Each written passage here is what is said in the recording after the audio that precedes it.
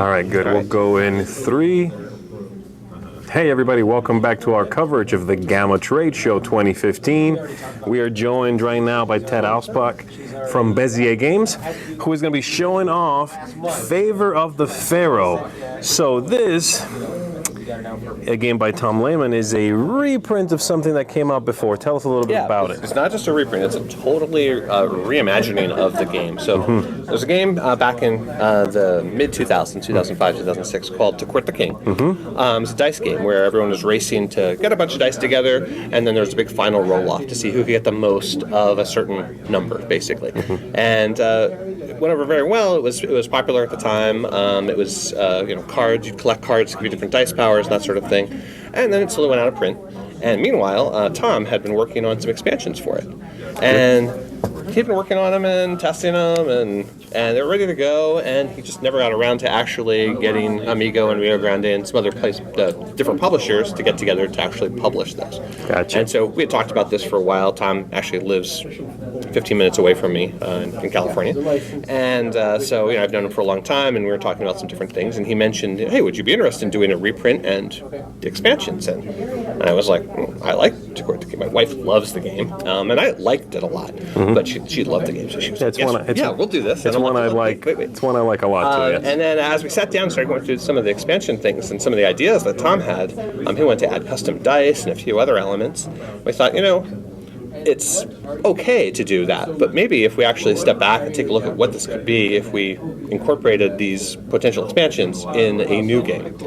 And so that's what we kind of did. We kind of took To Court the King, we took these expansions he'd been working on for a long time, and put them together, changed the theme. Of course, it was kind of a medieval England kind of thing, with oil paintings and that sort of thing. Changed it to an Egyptian theme, and it's kind of took off from there. Kind of as we started putting things together, we realized, wow, there's some really interesting things we can do here, and really kind of up both the replayability of the game as well as the strategic options that you have during the game. So every time that you're playing, you're going to have a different experience, even if you use the same set of tiles. But what's really cool in here is each game you're going to use 21 different tiles. Okay. And there's 50 different tiles in the game. So you can exchange just a couple each time, or you can swap them all out.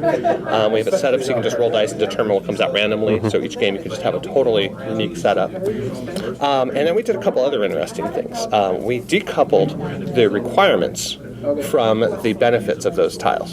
So in To Court the King, there's a card that said, hey, if you get a pair, you get this benefit. And then you have this card in front of you, and then from then on in the game you get the benefit. What we've done here is we have these things called level bars, which that if you have 3 dice, maybe you have something like, a pair, 3 of a kind, 1, 2, 3, something like that.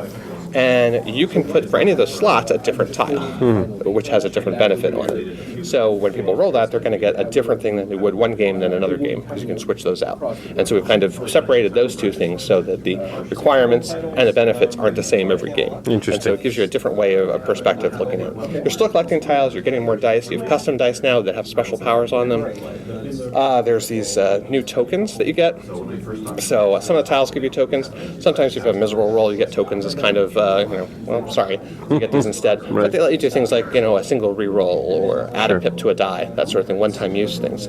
And a bunch of those things together really makes the experience much richer, and again, just gives you so many more options when you're playing. Right, and lets you control it a little bit more, probably, too, the outcomes that you want, right? Totally, and you can actually kind of pick a direction and head towards that, and not feel like it's, and actually manipulate the dice as you're rolling them a little bit more to feel like you really have some more control. Now, let me ask you, in the box, will there be any modules or expansions that you can actually choose to leave out and then eventually include, or is it all really just worked into what's in the box it's now? It's really all one thing. I mean, you can choose. There's a base setup, a standard set to start from. But after that, it's really up to the player. They can pick and choose tiles, or they can just do the random setup and choose which tiles they want in there. And that includes, some of them have custom dice, some of them don't. Each of the tiles will say on it, if you get a regular die or a custom die, or if you manipulate standard dice or turn a standard die into custom die, all sorts of really cool things like that. Very cool. Very cool. So it's all kind of combined to one thing, but at the same time, you can segment it exactly the way you want. If you find a tile that you don't like, you just never use it. Right, sure. Sure. The other things, it's not going to break the game at all. There's probably millions and billions of combinations. We've been testing all sorts of different combinations, and it's just a unique experience each time. Very cool. So what's the time frame from this? When are you expecting it to be This will be out? out at Essen. October. It should be here in the U.S. in October as well. Very cool. Very cool. So anything else you want to tell us about? Anything else upcoming you can share with us? About this game or other games? Anything else? Okay, Another then game would be great. Here we have Suburbia 5-star. This is the second expansion to Suburbia. It has two big things in it. It has the ability to now have 5 players. So it included a whole other player board and components for a 5th player. Good, always useful. It has a ton of unique tiles. There's 50 new unique tiles. So in previous expansions in the base game Suburbia, there are always multiple copies of each building. In this game, they're all unique. So every tile is going to be different in this expansion. But of course, you can mix them in with the existing ones, the existing tiles that you have. In addition, we've got the little thing on here that we've added we call the star track. All the new tiles give you some sort of number of stars. And these stars do a couple of different things. First of all, they help determine player order. So every turn, player order can change based on how many stars you have on the star track. The player that's furthest ahead gets to go first, etc. Down the list. Get a couple of little benefits on the track, but most importantly, at the end of the game, the star track breaks ties for goals. So one thing in Suburbia, especially the least goals, when you have like the fewest lakes, for instance, that can be really difficult if you and another guy doesn't build any lakes. So if nobody has any lakes, you're like, oh, sucks. But if you're higher in the star track, you're going to beat him on that particular goal. So you can actually look to see which players you're competing with and see if it's worth it for you to invest in stars versus other things to get ahead of them to vie for goals that you might not have otherwise been able to get. Very cool, very cool. Anything that breaks a tie, that's a welcome addition, I think. And this is the packaging for this. It'll come just like this. Yep. Yeah, it's just like the Suburbia Inc. expansion, the same sort of thing. So in this case, actually, there'll be wood bits in here as well, but they're all packaged inside here. I see. And what's the price point for this? It'll be 30. 30, okay. Yeah. And I forgot to ask you that for Favor of the Pharaoh. It retails at 60. 60 for the MSRP. Yeah. And then over here, we're looking at what looks like some more castle goodness. On Monday, yes. So a lot of people are very excited about this. This is the expansion to Castles of Mad King Ludwig. It's called Castle of Mad King Ludwig Secrets.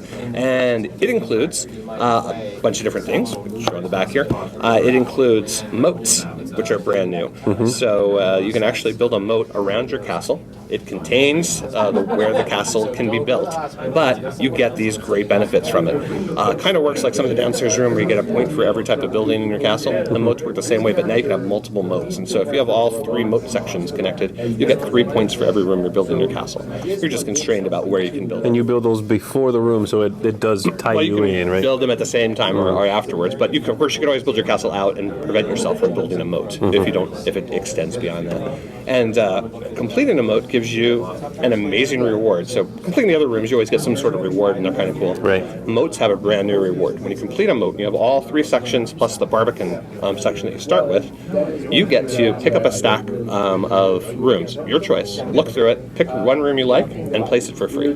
Wow. So it's kind of like a turn that costs you nothing. You get basically any room you want in the game for free when you complete your moat, which is kind of cool. That's very neat. Moats. There are swans.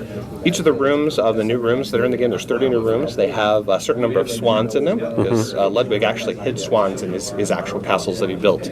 There's all sorts of things like anywhere from faucets to paintings to little tiny statues and carved into wood areas. And so that's what we've done here is all these rooms have swans in them. Whenever you place a room that has a swan, you get a little swan token.